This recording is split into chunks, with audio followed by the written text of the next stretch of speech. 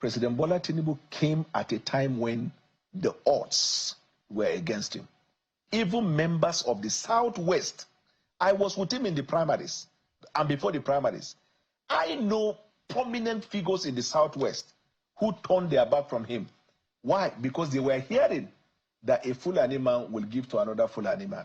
So they rally around Alhaji Abubakar. The Southeast, they were trying to find a place. Majority of them tried to align with Alhaji Atiku Abubakar. The North Central, Peter Obi used dangerous rhetoric and deceived the church that he is going to take the country back to the church. And he got the number he could muster. You see this thing?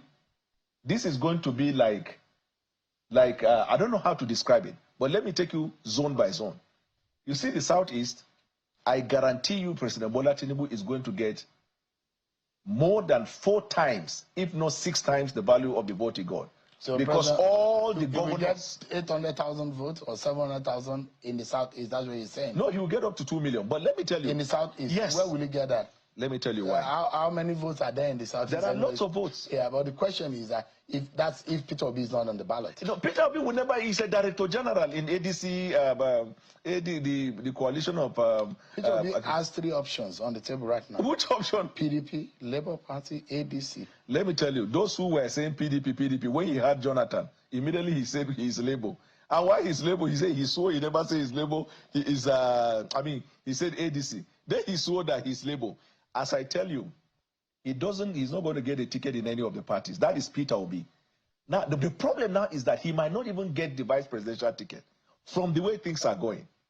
But whether Peter Obi is a ticket bearer of the party, Peter Obi has lost more than 50% of his vote because they were not votes that were built on agenda and politics. They were built on rhetoric and division. And Nigerian people's eyes are open. That is one, Southeast. When you go to the South-South, when President Bola Tinubu came, you know, most of the governors were PDP governors in the South-South. Tell me a state in the South-South that is not supporting Asiwaju Bola Tinubu. Even the one that the governor say, I remain a member of PDP, say, I endorse Asiwaju Bola Tinubu. Are there not governors that have the structures in the state? Come to the Northwest. All these places we've been going in the Northwest, the governors coming out, you know, talking about the policies of the president and how they will support him. Are they not the ones with the structure? Sounds to me like what I heard in 2014, 2015 about Goodluck Jonathan. So I've been hearing this rhetoric. Let me tell you today. The coalition then that removed Jonathan was not this Akamu and Moi Moi coalition. No. Rochas Okorocha carried Abga on his back and came. Saraki carried a part of PDP and came. Tambuwal carried a part of PDP, congregation, and came. Atiku Abubakar had his own structure. He came. Buhari came with his own structure. All of them came together from their legacy party. No disunity, no double barrel. They are intact. Ali Modu Sharif came with his own. And when they came together, these other parties, Nigerians were dissatisfied with President Jonathan. I thought that the same thing they've done now. Atiku Abubakar, there's a Bukola so there's answer. PDP. There is El-Rufai, there is Peter Obi. All of them are not longer on this side. Let me even tell you, the coalition is the media. Because the media has to project that there is an opposition. There is no coalition. If there is a coalition in Nigeria, that coalition is in APC. We are getting governors from their place coming to us. Now, let me tell you, these people that went and gathered in ADC, tell me whether any of members of their party followed them. Let me start with my former principal. I can count to you 20 prominent people, heavy prominent people around him. They remain in PDP. They have not followed him. Peter Obi has been chased out of labor. The only people Peter Obi have is scanty. Do you know the key people of Peter Obi? Where is Valentino Zigbo? Where is Kenneth Okonkwo? Where is Balat? I can keep counting them on and on. Right. And then you come to El-Rufai. Did he deliver? We lost Senate, we lost House of Rep, we lost presidency there. Or my senior brother Malemi, as an incumbent attorney general, he couldn't win the ticket of the primaries. We're totally out of time. So the coalition is the media. This ADC is not the coalition. Well, they say that the APC is going to be up against the Nigerian people in the 2027 election. And Nigerians are happy with us. To start with, Nigerians, are you happy with APC? Are you happy with Bola Tinubu? Because Daniel Bwala says that we are happy with the APC. It says that Nigerians are happy with the APC because Peter Obi lied. Peter Obi lied and used dangerous rhetorics. Peter Obi lied to the church that he was going to return Nigeria to the church. So you can hear the rhetorics of the APC. It amazes me how the love for political position makes a person feel brainwashed, because this is the same Daniel Bwala that said that you must lose your mind when you join the APC. You can be reasoning correctly, but the moment you join the APC, you stop to reason properly.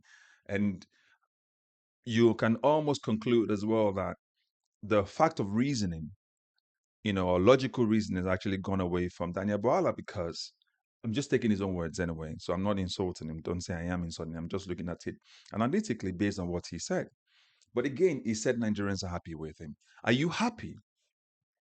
Are you happy with the state of the nation? Do you think that the reforms that Tinubu's administration is carrying out is in the right direction? Are you happy with the state of security in the nation? Are you happy with the food crisis in the Nigeria?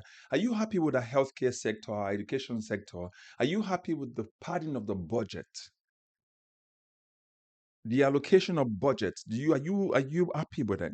Where budgets are padded, contracts are given without following due process. For example, the Lagos State to Calabar Coastal Road went, by default, just went out. Didn't follow the normal process, no proper bidding process, allocated to a friend.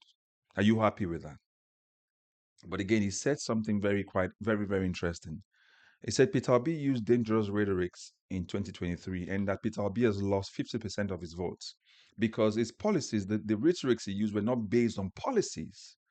They were dangerous rhetorics, and the Nigerians' eyes are open. So the question is, for those of you who voted for Peter Obi and those of you who voted for Bola Tinubu, are your eyes open? Can you now see the difference? Are your eyes open to the policies of Bola Tinubu to see whether or not he's been able to fulfill just one? One of the policies he promised in this renewed hope agenda. Remember, this renewed hope agenda is not Bola Tinubu's agenda. It was MKO's Abiola's agenda that he stole and called it renewed hope agenda.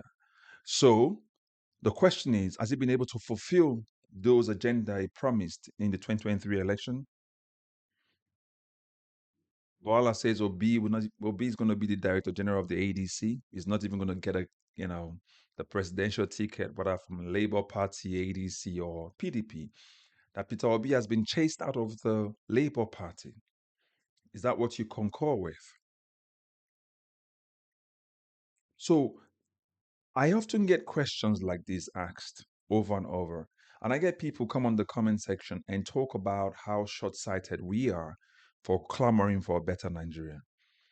When you look at the nation today, when you look at the direction of the nation today, would you be able to say that we're heading in the right direction?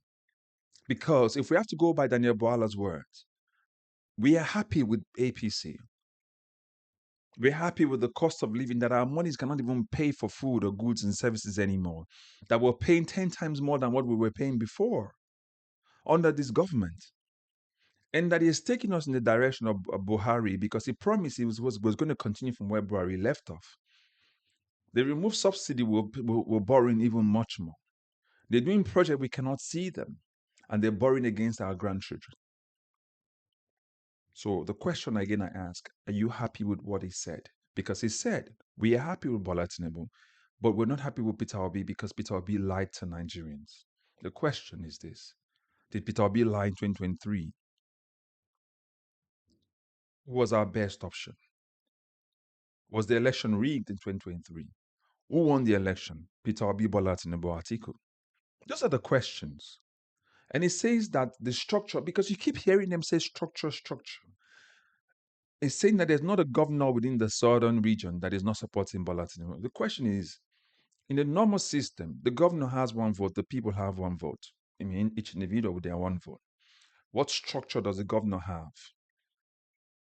Isn't the people more powerful than the governor? Or are we talking about the structure of criminality and rigging? Which one is it? I just want to know from all of you, because when we hear rhetorics like this from the camp of APC and Bola Tinubu, you really wonder why they really want those governors to defect, because it makes it easier to rig, because the governors are in camp with them. It makes it easier to say down ballot, everybody voted for Bola Tinubu, APC, and the governors also. Nigerians just went like that.